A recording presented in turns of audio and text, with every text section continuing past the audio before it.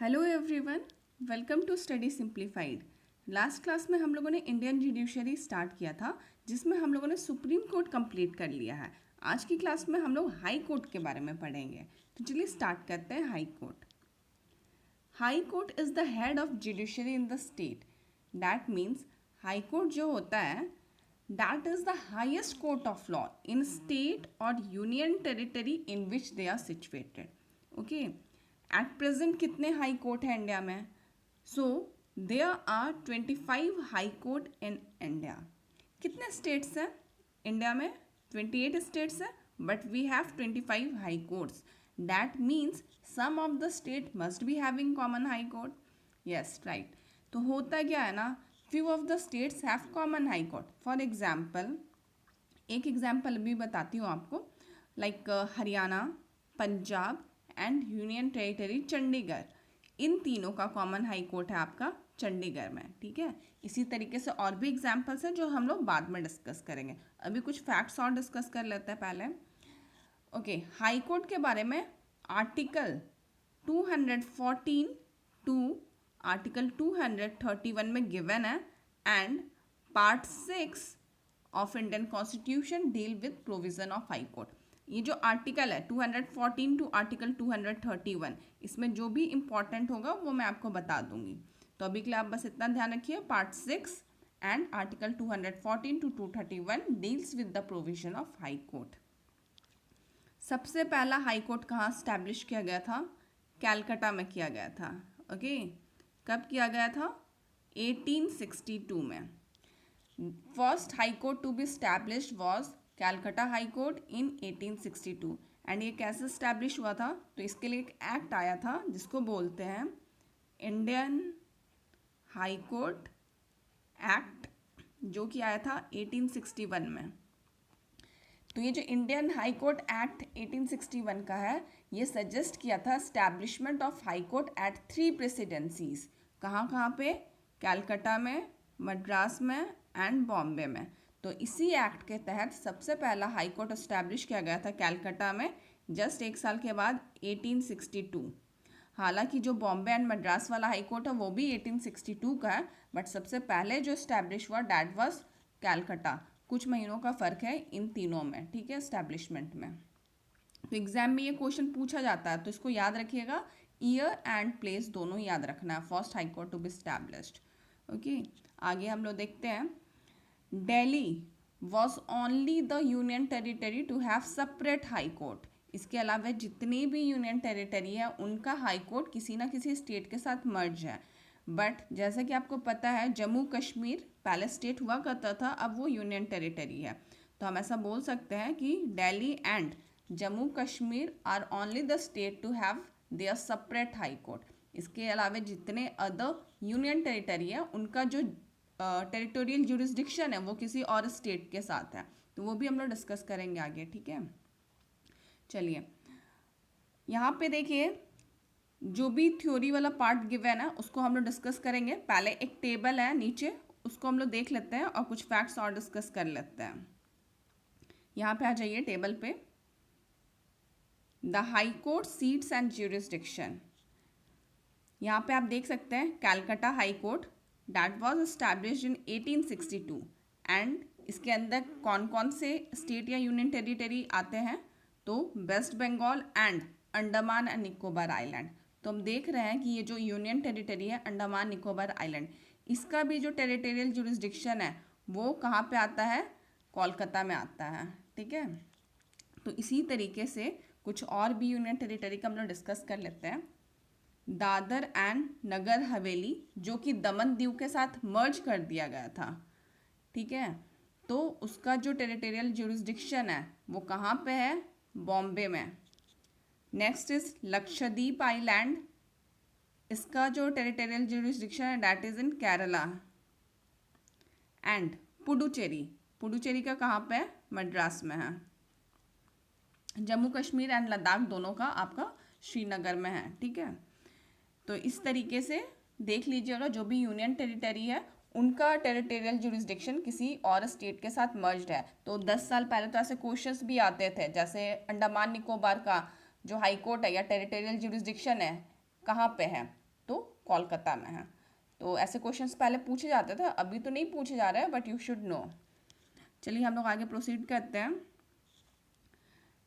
देखिए यहाँ पर दिल्ली का आप देख सकते हैं, दिल्ली का भी जो हाई कोर्ट है वो दिल्ली के अंदर है। ये यूनियन टेरिटरी सिर्फ हुआ करता था जिसके पास सेपरेट हाई कोर्ट था, बट अब इसके साथ साथ जम्मू एंड कश्मीर का भी हो गया है। यहाँ पे आप जम्मू कश्मीर का देख सकते हैं, ठीक है।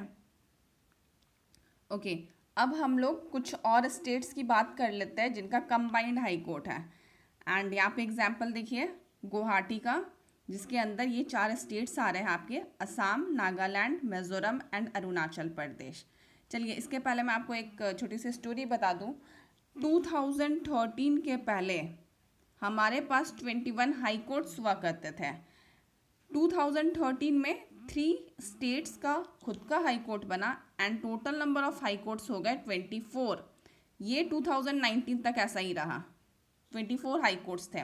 2019 में एक और हाई कोर्ट बना एंड टोटल नंबर हो गए अब 25। तो ये जो 3 हाई कोर्ट था ये कौन सा था, तो ये भी अभी हम लोग डिस्कस करेंगे। ये जो एक हाई कोर्ट है 2019 वाला, ये कौन सा था वो भी डिस्कस करेंगे। तो देखिए 2013 में ये 3 हाई कोर्ट्स बने आपके, मणिपुर, मेघालय एंड त्रिपुरा।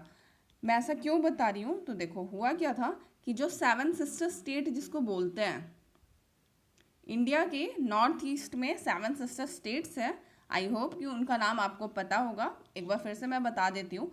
अरुणाचल प्रदेश, असम, मिजोरम, नागालैंड, मेघालय, मणिपुर एंड त्रिपुरा। ये 7 सिस्टर स्टेट्स का एक कंबाइंड हाई कोर्ट हुआ करता था गुवाहाटी में। 2013 में out of these 7 state 3 state का खुद का हाई कोर्ट बन गया। वो 3 स्टेट कौन कौन से थे, मणिपुर, मेघालय एंड त्रिपुरा। ये तीनों का खुद का हाई कोर्ट बन गया। बचे कितने, 4। तो ये 4 का अभी भी कंबाइंड हाई कोर्ट है आपका गुवाहाटी में, जो आप यहाँ पे देखें, ठीक है। तो ये याद रखिएगा। कई बार क्वेश्चन ऐसे आता है कि किस स्टेट का कंबाइंड हाई कोर्ट गुवाहाटी में है, एंड ऑप्शंस आ जाएगा लाइक असम, मिजोरम, मेघालय, नागालैंड। तो आपको पता होना चाहिए कि मेघालय का खुद का हाई कोर्ट है, वो गुवाहाटी में नहीं है। तो इस तरीके से ऑड वन आउट का क्वेश्चन आता है, तो आपको ये चीज़ें पता होंगी तभी आप कर पाओगे। चलिए हम लोगों ने देख लिया गुवाहाटी के केस में। तो इसी तरीके से यूनियन टेरिटरी का भी आपने देखा एंड अदर स्टेट्स का भी देखा, ठीक है। अब हम लोग बात कर लेते हैं 2019 में जो हाई कोर्ट आया, लेटेस्ट वन, जो 25th हाई कोर्ट है, कौन सा वाला है, जो आंध्र प्रदेश में आया, अमरावती में। तो नाम याद रख सकते हैं, अमरावती। 2019 के टाइम में करंट अफेयर्स के टाइप में ये क्वेश्चंस बहुत पूछा जा रहा था। अभी तो करंट अफेयर्स में नहीं पूछा जाएगा, बट ठीक है जान लीजिए। 25th हाई कोर्ट जो स्टैब्लिश हुआ था वो आंध्र प्रदेश के अमरावती में हुआ। अच्छा, आंध्र प्रदेश के बारे में आपको पता होगा कि it was the first state to be formed on linguistic basis, है ना। अच्छा, एक क्वेश्चन मैं आपसे पूछ लूँ आंध्र प्रदेश से रिलेटेड। देखिए आंध्र प्रदेश का क्या है ना कि 2014 में ये बाइफर्केट हुआ था टू फॉर्म तेलंगाना, एंड तब से आंध्र प्रदेश एंड तेलंगाना का कॉमन कैपिटल है हैदराबाद, जो कि जहाँ उनका हाई कोर्ट भी है ना। अभी तो 2024 तक तो ऐसा ही होने वाला है। हाई कोर्ट जो है उनका, हाई कोर्ट नहीं सॉरी, जो कैपिटल है वो तो हैदराबाद में ही है।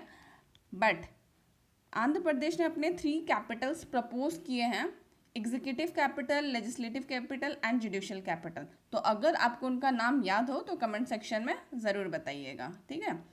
And Andhra Pradesh has become only the state with 3 Capitals, proposed Capitals बोल सकते हैं ऐसा। तो ये बताइएगा आप लोग। चलिए ठीक है, यहाँ पे हम लोगों ने ये भी डिस्कस कर लिया। अब हम लोग आगे ये थ्योरी वाले पार्ट में आ जाते हैं। अच्छा, एक चीज़ मैं आपको और बता दूँ, ये जितने भी स्टेट्स हैं उनका जो हाई कोर्ट है जनरली होता है कैपिटल सिटीज़ में, but few of the states के साथ ऐसा नहीं है। फॉर एग्जांपल अगर हम बिहार की बात करें तो बिहार में जो कैपिटल है पटना, वहाँ पे आपको हाई कोर्ट देखने को मिलता है। बट अगर हम बात करें मध्य प्रदेश की, तो मध्य प्रदेश का कैपिटल क्या है, भोपाल है, बट हमें हाई कोर्ट जबलपुर में देखने को मिलता है। सिमिलरली अगर हम बात करें राजस्थान की, राजस्थान का कैपिटल जयपुर है, बट वहाँ का हाई कोर्ट जोधपुर में स्टैब्लिश्ड है। सिमिलरली छत्तीसगढ़ का भी है, छत्तीसगढ़ का कैपिटल है आपका Raipur and high court established है बिलासपुर में। तो इस तरीके से आपको याद रखना है कि इस स्टेट का हाई कोर्ट कहाँ है, याद रखिएगा, ठीक है। चलिए अब हम लोग आगे डिस्कस करते हैं। Okay, composition and appointment of जजेस। एवरी जज of high court is appointed by the president. Every जज मतलब चीफ जस्टिस हो हाई कोर्ट के या अदर जजेस हो, कौन अपॉइंट करेगा? प्रेसिडेंट करेंगे। In making appointment as high court जज, president can consult chief justice of India, governor and chief justice of high court. 3 लोगों को कंसल्ट करेंगे प्रेसिडेंट, ठीक है, अगर अदर जजेस को अपॉइंट कर रहे हैं हाई कोर्ट के। मैं आपको एक्सप्लेन करती हूँ। देखो, अगर किसी का एग्जाम्पल लेते हैं हम लोग, सपोज पटना हाई कोर्ट का एग्जाम्पल ले रहे हैं, तो वहाँ के अगर चीफ जस्टिस को अपॉइंट करना है तो प्रेसिडेंट किसको कंसल्ट करेंगे? Chief justice of India and governor of Bihar को कंसल्ट करेंगे। बट इफ अदर जजेस को अपॉइंट करना हो तो प्रेसिडेंट किसको कंसल्ट करेंगे? यहाँ पे चीफ जस्टिस ऑफ इंडिया को कंसल्ट करने के साथ साथ chief justice of Patna high court को भी कंसल्ट करेंगे एंड गवर्नर ऑफ बिहार को कंसल्ट करेंगे, ठीक है। तो आपको क्लियर हो गया होगा ये चीज़ें। अच्छा, एक चीज़ और बता दूँ कॉम्पोजिशन के बारे में, कि जो हाई कोर्ट है that consist of 1 chief justice of high court and some other जजेस, एंड दिस सम जो है that is not fixed. Number of जजेस is not fixed in the constitution and is left on discretion of president. President decide करते हैं कि इस state में कितने जजेस होने चाहिए, and it depends upon population workload, ठीक है। अब जैसे मान लो कोई बड़ा स्टेट है तो वहाँ पे नंबर ऑफ जजेस ज़्यादा होंगे क्योंकि वहाँ पे बर्डन ज़्यादा होगा, वर्कलोड ज़्यादा होगा। तो इस तरीके से ये प्रेसिडेंट के ऊपर छोड़ा गया है। It is not fix in the constitution. जिस तरीके से हम लोगों ने सुप्रीम कोर्ट के टाइम में देखा था कि वहाँ पे 34 जजेस होते हैं, 1 चीफ जस्टिस ऑफ इंडिया होते हैं एंड अदर जजेस होते हैं 33। तो यहाँ पे क्या है, 1 chief justice of high court होंगे एंड सम अदर जजेस है, दैट इज़ नॉट फिक्स्ड। चलिए ठीक है, अब हम लोग आगे देखते हैं। अ जज of high court can hold office until the age of 62 years, ठीक है। मतलब रिटायरमेंट जो है वो 62 ईयर्स में होता है हाई कोर्ट के जजेस का। सुप्रीम कोर्ट के बारे में मैंने आपको पढ़ा रखा है, तो आप सुप्रीम कोर्ट के जजेस का रिटायरमेंट एज बताइएगा कमेंट सेक्शन में, ठीक है। ओके, यहाँ पे मैं आपको एक चीज़ और बता दूँ, जो हाई कोर्ट के जज हैं after retirement they can practise either in supreme court और in high court in which they have not served. But जो हमारे सुप्रीम कोर्ट के जज होते हैं they can not practise after retirement. तो ये बेसिक डिफरेंस है, दोनों में याद रखिएगा। हाई कोर्ट जज can leave his office. High court के जो जज है कैसे अपना ऑफिस छोड़ सकते हैं, तो देखिए क्या क्या पॉइंट्स दे रखा है। First is resignation in writing address to the president. President को अपना रेजिग्नेशन सबमिट कर सकते हैं। Next is being appointed as a जज ऑफ सुप्रीम कोर्ट। अगर उनका अपॉइंटमेंट हो जाए सुप्रीम कोर्ट में एज अ जज, और transfer to any other high court, या तो किसी अदर हाई कोर्ट में उनका ट्रांसफर हो जाए, तो जो पहले जिस हाई कोर्ट में थे वहाँ से वो छोड़ देंगे। Third one is removal by president. अगर उनको रिमूव कर दिया जाए, एंड कैसे रिमूव कर सकते हैं, on the ground of proved incapacity और मिसबिहेवियर और मिसकंडक्ट। तो अगर कुछ ऐसा प्रूव हो जाता है तो फिर प्रेसिडेंट उनको रिमूव कर सकते हैं, ठीक है। And fourth point is mode of removal of जज of high court is same as the जज ऑफ सुप्रीम कोर्ट। तो यहाँ पे तो ये बताया जा रहा है कि जो रिमूवल प्रोसेस है हाई कोर्ट के जज का वो सिमिलर है सुप्रीम कोर्ट के जजेस की तरह।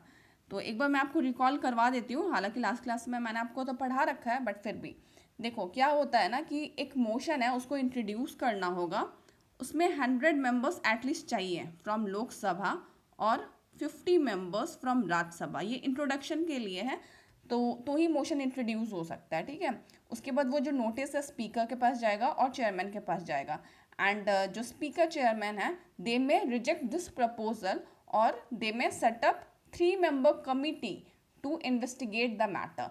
अब ये जो कमिटी है वो इन्वेस्टिगेट करेगी मैटर को, and if the committee finds the जज गिल्टी तो ये जो मोशन है that will be passed in both the houses by special majority. आपको याद रखना है जजेस के केस में स्पेशल मेजोरिटी से बोथ द हाउस में पास होना चाहिए मोशन। उसके बाद क्या है कि जो प्रेसिडेंट है he will give his assent and जज विल बी रिमूव्ड। तो सुप्रीम कोर्ट में भी यही प्रोसेस है एंड हाई कोर्ट में भी यही प्रोसेस है। ठीक है, चलो अब हम लोग क्वालिफिकेशन की बात कर लेते हैं। क्वालिफिकेशन में क्या है, तो he should be the citizen of India, should not be ever 62 years जो कि उनका रिटायरमेंट एज है, and must have held at least 10 years in judicial office in territory of India, और एक्सपीरियंस होना चाहिए 10 years as advocate of any high court in succession. That means एक तो आप समझ गए कि सिटीजन होने चाहिए, दूसरा क्या है 10 ईयर्स के लिए जुडिशियल ऑफिस होल्ड किए हों, या तो फिर 10 ईयर्स के लिए एज अ एडवोकेट वर्क किए हों किसी एक हाई कोर्ट में या 2 हाई कोर्ट में इन सक्सेशन, मतलब कंटिन्यूसली 10 साल का उनको एक्सपीरियंस हो। तो अगर ऐसा क्राइटेरिया है तो if a person have this qualification then he is qualified for being जज ऑफ हाई कोर्ट। ठीक है, तो आप सुप्रीम कोर्ट के साथ थोड़ा कंपेयर करके पढ़िएगा। सुप्रीम कोर्ट में ये जो सेकंड वाला क्राइटेरिया नहीं था, वहाँ पे कुछ और था, तो रिकॉल करके पढ़ेंगे तो रिवीजन आपका होते रहेगा। ठीक है, अब हम लोग सैलरी एंड अलाउंसेस देख लेते हैं। तो जो सैलरी एंड अलाउंसेस होता है हाई कोर्ट जजेस का, that are charged on consolidated fund of the state. Supreme court में क्या था कि जो भी सैलरी है that are charged on consolidated fund of India, यहाँ पे स्टेट। ठीक है, आफ्टर रिटायरमेंट परमानेंट जज of high court can not plead or act in the court before authority of India except supreme court and high court in which he has not work. हाँ, तो ये वही बोला जा रहा है कि अगर रिटायर हो जाते हैं 62 ईयर्स पे, तब वो किसी ऐसे जगह सर्व कर सकते हैं जहाँ पे उन्होंने नहीं किया है, किसी ऐसे हाई कोर्ट में या तो फिर सुप्रीम कोर्ट में, और जहाँ पे उन्होंने सर्व किया वहाँ पे दोबारा सर्व नहीं कर सकते। तो ये चीज़ तो आप जानते ही हैं। चलिए ठीक है, यहाँ पे एक चीज़ और मैं आपको बता दूँ, गिवन नहीं है, ओथ के बारे में। ठीक है, जो चीफ जस्टिस होते हैं या जज ऑफ हाई कोर्ट होते हैं, they take oath before governor. अब यहाँ पे एक डिफरेंस है supreme court and high court में, वो मैं आपको बता देती हूँ कि क्या है। ओथ के केस में देखो, सुप्रीम कोर्ट में क्या हो रहा था कि जो अपॉइंटमेंट है या ओथ है या फिर रिमूवल है, ये तीनों कौन कर रहा था, प्रेसिडेंट कर रहा था, राइट। हाई कोर्ट के केस में क्या हुआ, हाई कोर्ट के केस में अपॉइंटमेंट एंड रिमूवल ये दोनों तो कर रहे हैं प्रेसिडेंट, बट ओथ जो है वो गवर्नर के सामने लिया जा रहा है। तो ये बेसिक डिफरेंस है। तो यहाँ पे बच्चे रॉन्ग करके आ जाते हैं क्वेश्चंस, तो ये आपको गलत नहीं करना है। ठीक है, चलिए आप लोगों ने ये देख लिया। अच्छा, एक क्वेश्चन मैं आपसे पूछूं, ये जो होता है कोर्ट ऑफ रिकॉर्ड, मैंने आपको लास्ट क्लास में नहीं बताया था कोर्ट ऑफ रिकॉर्ड के बारे में। तो देखिए, जो सुप्रीम कोर्ट है is the court of record, उसी तरीके से high court is also court of record. तो मेरा क्वेश्चन आपसे ये है कि under which article it is given that supreme court shall be court of record. तो आप आर्टिकल बताइएगा। ठीक है, यहाँ पे मैं आपसे डिस्कस कर रही हूँ कि high court is also court of record like supreme court. It means कि जो भी जजमेंट दिया गया है हाई कोर्ट के द्वारा, that are preserved as a record to be referred by subordinate court in future cases. Subordinate court जो भी है वो फ्यूचर में वो सारे केसेस को देख सकती है कि कैसे प्रोसीड किया गया था एंड जो प्रोसेस था, क्या सुनवाई आई, उस तरीके से विथ हेल्प ऑफ डैट वो अपने केसेस को भी हैंडल कर सकती है। Also it can punish any one who commit contempt of court. तो ये आपका कोर्ट ऑफ रिकॉर्ड में आता है, सुप्रीम कोर्ट के पास भी है, हाई कोर्ट के पास भी है। तो आप बताइएगा कि सुप्रीम कोर्ट में किस आर्टिकल में ये गिवन है, कॉन्स्टिट्यूशन में किस आर्टिकल में गिवन है। ओके, चलिए अब हम लोग यहाँ पे देख लेते हैं। आपके बुक में गिवन तो नहीं है पावर्स एंड ज्यूरिसडिक्शन, बट हम लोग डिस्कस कर लेते हैं। वही सेम पावर्स एंड ज्यूरिसडिक्शन हमें यहाँ पे हाई कोर्ट में भी देखने को मिलेगा। Original jurisdiction, writ jurisdiction, appellate jurisdiction, supervisory jurisdiction and revisionary jurisdiction, ये पांचों हम लोग सुप्रीम कोर्ट में डिस्कस किए थे। यहाँ पे भी जल्दी से डिस्कस कर लेते हैं। First one is original jurisdiction. देखो ओरिजिनल ज्यूरिसडिक्शन क्या होता है कि it means right of court to hear the case for first time. अगर कोई केस फर्स्ट टाइम के लिए हाई कोर्ट में जा रहा है, ठीक है, कोई ऐसा केस है जिसमें आप सीधे हाई कोर्ट जाकर केस फाइल कर सकते हो, तो वो ओरिजिनल ज्यूरिसडिक्शन के अंडर आता है। तो ऐसे मैटर्स का अगर एग्जांपल मैं आपको दूं तो कंटेम्प्ट ऑफ कोर्ट हो गया, dispute related to elections of state legislative assembly, revenue collection, enforcement of fundamental right, maritime law, ये सारी चीज़ें जो है ना ये आपके ओरिजिनल ज्यूरिसडिक्शन में आ जाता है। अच्छा, मैरिटाइम लॉ क्या हो गया? लाइक कोई ऐसा स्टेट है जो कोस्टल स्टेट है, समुद्र के किनारे सिचुएटेड है, तो उनके खुद के लॉज होते हैं। अगर वहाँ कोई प्रॉब्लम आ रहा है तो वो अपने हाई कोर्ट में जाके पिटिशन फाइल कर सकते हैं, ठीक है। तो ये सारे फर्स्ट इंस्टेंस के केस होते हैं। और बाकी ये जो criminal cases and civil cases होता है ना, ये फर्स्ट इंस्टेंस में तो नहीं जाते हैं हाई कोर्ट में, ये अपील के थ्रू जाते हैं, जो कि अपीलेट ज्यूरिसडिक्शन में आता है। तो वो मैं आपको बाद में एक्सप्लेन करूँगी। अभी के लिए आप ऐसा जान लीजिए कि जो ओरिजिनल ज्यूरिसडिक्शन है वो सारे केसेस जो फर्स्ट टाइम के लिए जा रहे हैं हाई कोर्ट में। एंड एग्जाम्पल्स मैंने आपको बता ही दिया कि कौन कौन से मैटर्स होते हैं। अब यहाँ पे एक एक्सेप्शन है जो आप याद रखिएगा, ठीक है। क्या एक्सेप्शन है? तो high court of Delhi, Bombay, Calcutta and Madras, इनके पास ओरिजिनल ज्यूरिसडिक्शन है for civil cases and criminal cases. अभी मैंने आपको क्या बोला? Civil cases and criminal cases generally appellate jurisdiction में आता है, बट यहाँ एक्सेप्शन हो गया, हाई कोर्ट के पास ओरिजिनल ज्यूरिसडिक्शन है in civil and criminal cases. कौन कौन सा हाई कोर्ट पे? 4 हाई कोर्ट के पास है, ठीक है। तो ये चीज़ आपको याद रखना है। बट यहाँ पे शर्त क्या है कि एक सर्टेन मॉनेटरी वैल्यू फिक्स की गई है। अगर उसके ऊपर का केस है, वो मॉनेटरी वैल्यू के ऊपर का केस है, तो वो केस फाइल किया जा सकता है ये 4 हाई कोर्ट में, ठीक है। अगर आपको पता हो कि एज ऑफ नाउ वो मॉनेटरी वैल्यू कितनी है जिसको लेके हाई कोर्ट में केस फाइल कर सकते हैं regarding civil and criminal cases, तो आप कमेंट सेक्शन में ज़रूर बताइएगा, ठीक है। तो ये हमारा आ जाता है ओरिजिनल ज्यूरिसडिक्शन के अंदर। एक्सेप्शन है, ये ध्यान रखना है। बाकी जो हाई कोर्ट है that here criminal and civil appeals under appellate jurisdiction. Appellate jurisdiction क्या है वो पहले मैं आपको समझाऊंगी, तब आपको समझ में आएगा, ठीक है। तो ओरिजिनल हम लोगों ने कर लिया, अब हम लोग पहले रिट ज्यूरिसडिक्शन कर लेते हैं, जो कि 2nd नंबर का ज्यूरिसडिक्शन है। रिट तो आपको पता ही होगा, अंडर आर्टिकल 226, जो कि मोस्ट इंपॉर्टेंट आर्टिकल है इस चैप्टर से, हाई कोर्ट से, ठीक है। Under article 226 of the constitution, high court are given powers to issue writ for enforcement of fundamental right and for other purpose also. Supreme court में क्या है कि जो रिट इशू कर सकता है supreme court, that is only where fundamental rights has been infringed. But high court के पास पावर है कि ये फंडामेंटल राइट्स के साथ साथ अदर ऑर्डिनरी लीगल राइट्स के केस में भी रिट्स इशू कर सकता है।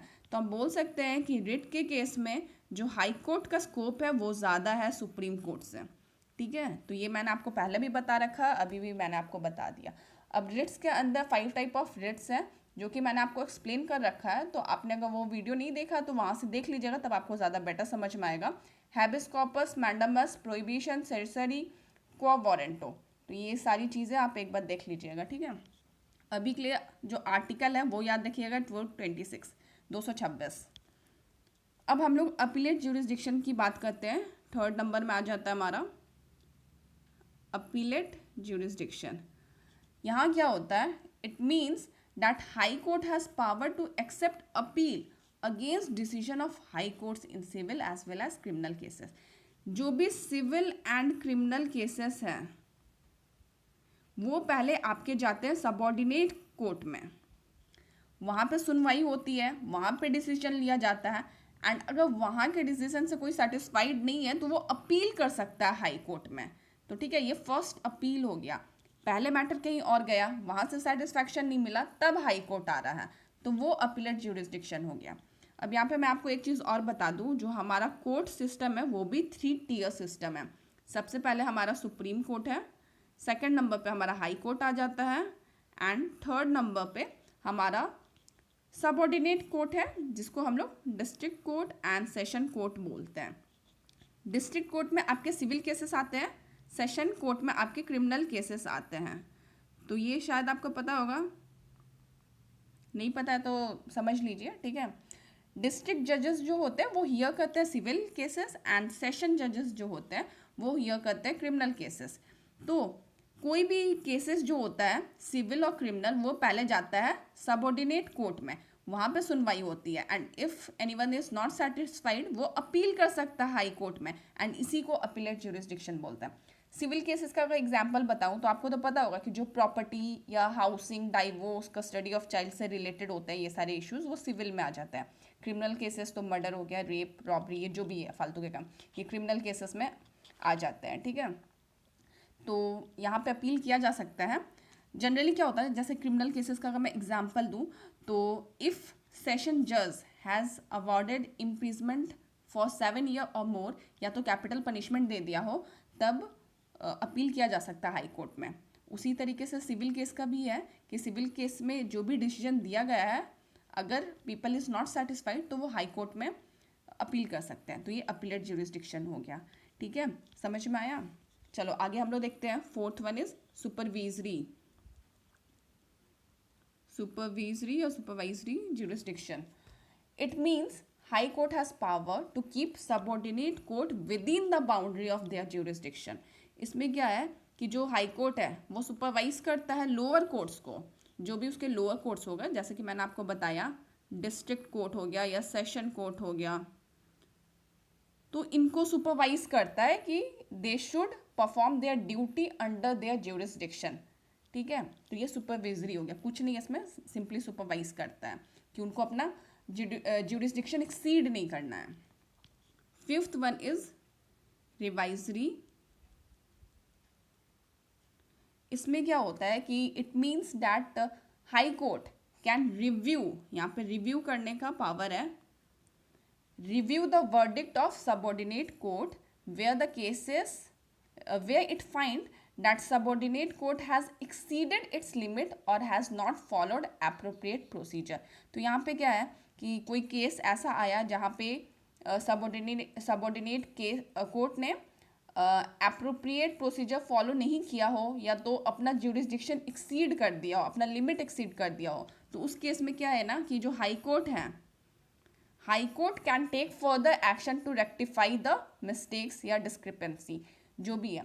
तो यहाँ पे रिवाइजरी हो गया, क्योंकि यहाँ पे रिव्यू कर रहा है हाई कोर्ट, जो भी मिस्टेक्स किए गए उसको रेक्टिफाई कर रहा है, तो ये रिवाइजरी हो गया। एंड सुपरविजरी में यही था कि जो हाई कोर्ट है वो सबऑर्डिनेट कोर्ट को सुपरवाइज करता है to be within the limit of jurisdiction. तो दोनों में बेसिक डिफरेंस है, वो आपको समझना है। चलिए ठीक है, हम लोगों ने ये भी देख लिया। ओके, अब तो जो भी पावर्स एंड ज्यूरिसडिक्शन था we have discussed, and everything we have discussed. चलो ठीक है, अगर कोई क्वेरी होगा तो आप कमेंट बॉक्स में पूछिएगा। आज के लिए बस इतना ही, मिलते हैं नेक्स्ट वीडियो में। चलिए, thanks for watching and take care.